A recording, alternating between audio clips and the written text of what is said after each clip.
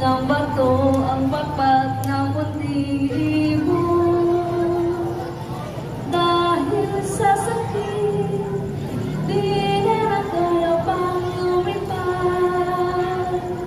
Pagmumanaw ang